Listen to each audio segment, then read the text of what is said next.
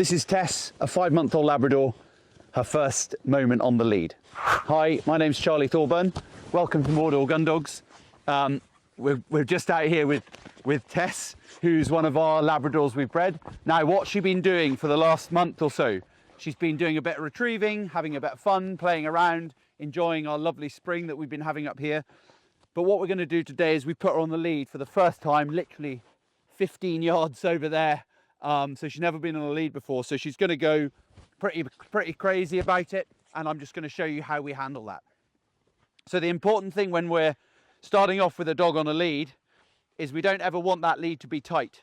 So I want to keep it loose, and every time she goes to the end of the lead, I'm not giving her a tug because I don't need to at this stage. I'm just keeping hold of the lead, so she's sort of what I call self-tugging. So as she gets there, she's self-tugging, and then I'm just encouraging her to come back to me and hang around with me with the lead nice and loose.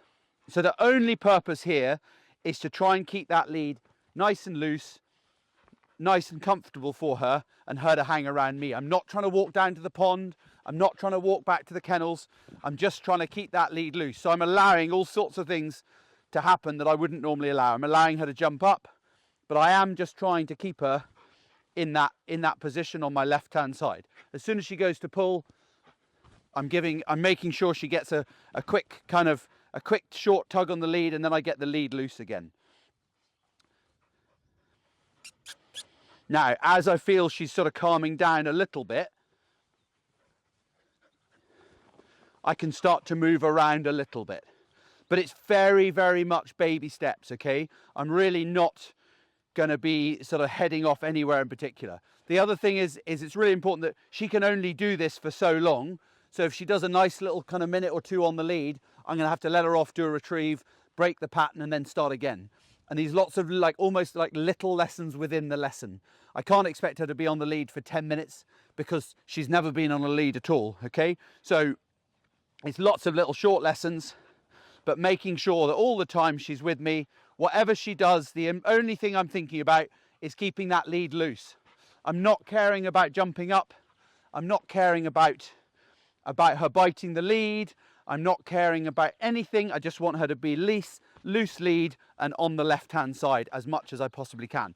So to do that, I'm turning my upper body towards her, so that I'm encouraging her to be there, because this is where I am. If she comes around this side, she's going to get my back and my bottom. There's nothing there of interest to her.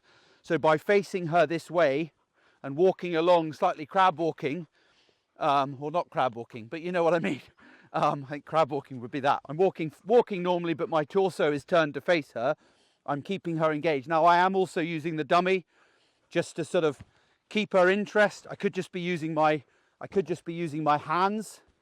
Okay, it's not about, I could be using a biscuit. I'm not using a biscuit, and I don't generally, but if I felt like that was going to work, carrying her dog bowl around to get over this initial kind of sort of hauling on the lead like a sort of crazy kind of wild dog or crocodile or something, where they're sort of lunging here and lunging there in a kind of stress. I don't want her to get stressed by the lead, so I need to keep that focus on me. So she's done a pretty good job, to be honest.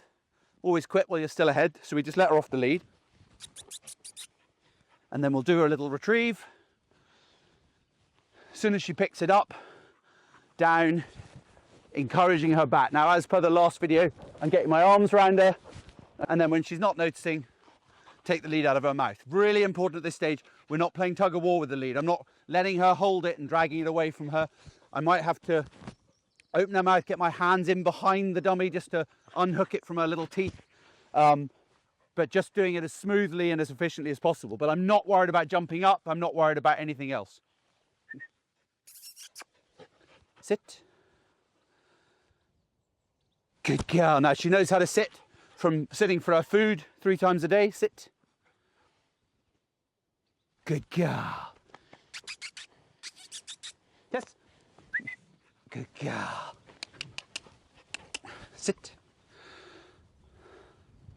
Good girl. So we've done a little bit of heel work. We've done a retrieve. We've done a bit of sitting. Now we start again. We go back to the heel work. To get her back on the lead is going to be a bit of a battle. So we just got to do it as best we can. And away we go again. Now she's had a bit of a run around. So hopefully she might be a little bit better because she's had a retrieve. But again, I'm just keeping my body language towards her. As soon as she goes to pull, I'm just taking up the tension on the lead and encouraging her back the other way. Because if she's pulling towards the camera, I very much need to be walking away from her, from whatever she's interested in. If she stops to sniff something, I speed up. Come on. As soon as she starts getting a little bit bothered about the lead, okay, I don't drag her because I don't want her to fight me. So I'll just try and distract her away from the lead by making a funny noise or pulling the dummy out of my pocket. And I'm just walking up and down on the same bit of grass. Sit. Then I can combine a little sit while she's on the lead, heel. And then we can start introducing that word heel as well. Heel, heel. So I've now got the lead loose in my hand, which hopefully we'll zoom in on. First, 15 minutes of being on a lead, and we've already got this lead loose in my hand. So I'm straight away getting myself into the habit of keeping that lead loose, okay? Keeping that lead loose, keeping that lead loose. And the moment I need to, I can get hold of it. But if I keep it loose, it prevents me from wrapping it around my hand or holding it too tight or keeping any tension at all on the lead. This is her first lesson on the lead. It's so important that we start as we mean to go on.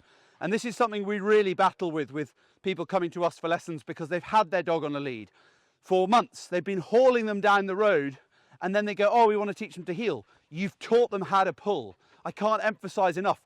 You haven't done it intentionally, but by allowing them to be tight on the lead from day one on the lead, they have learnt to pull on the lead. They've learnt to pull on the lead. They've learnt to pull on the lead. And training dogs is all about example and repetition. It's about doing something over and over and over again so it sinks into their mind. And if you allow them to pull over and over and over again, it sinks into their mind and it becomes acceptable. I just haven't let that happen. What I've let happen is allow her to think that this loose lead is acceptable and repeat it over and over again. Loose lead, loose lead. That's what we're trying to get into her mind and into our mind. Now we're only saying heel, heel, heel when she's at heel, and we're saying it in a calm way, okay? Heel. I'm not correcting her and using the word heel at that point. I'm saying the word heel when she's in at my heel because she's learning by association. She is a Labrador. She does not speak English, French, German, or Swahili. She is a dog, okay? So you've got to speak to her in a way that she understands. So we learn that the commands are taught to her by association. She associates the word heel with her walking along loose lead next to me. Sit. She associates the word sit with her bottom being on the ground, and then we can start to teach her to put her bottom on the ground when she hears that command. As soon as she jolts away from me, I do something about it. Whether I'm talking to a friend, talking to a camera, trying to eat a bit of cake, it doesn't matter. Your priority has got to be the dog, and nothing else can stand in the way. So she's been pretty good again. All just very simple. We'll give her one more retrieve, and hopefully this will work. Good girl, come on then. Well done. What a good little girl. What a good girl. What a good girl. What a good girl. And then we take the retrieve off her and we call it a day. Now, when I go back to the kennels now, I'm not putting her on a lead because as soon as I have the intention of going back to the kennels or back to the house and I put her on a lead, then I've got a priority which exceeds her heel work. That priority is me wanting to get her back to the kennels. So I've got a few choices. I can either just pick her up and carry her, or I can run over there and encourage her to come with me. But what I can't do is expect her to walk to heel from here 20 yards, whatever, 15 yards back to the kennel building and wait at the gate like I would do with an older dog. And that's often where people get these things wrong. They go out, they do their bit of healing, and then they go and throw the whole lot in the bin by then expecting their dog to walk to heel home or walk to heel back to the car or whatever. You've got to keep it really simple and just get it right all the time, okay? So little basic lesson here, and then the lesson is now finished. I've got hold of her, and I'm just going to get her back to the kennels in any way that I can that doesn't disrupt her training. And the best way for her is I'm just going to run back there. Come on then.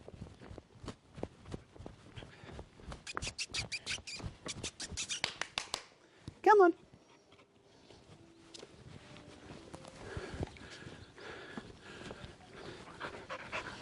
Hope you've all learned something and enjoyed watching little Tess's second video. Remember, you get out what you put in, and we'll see you all next time.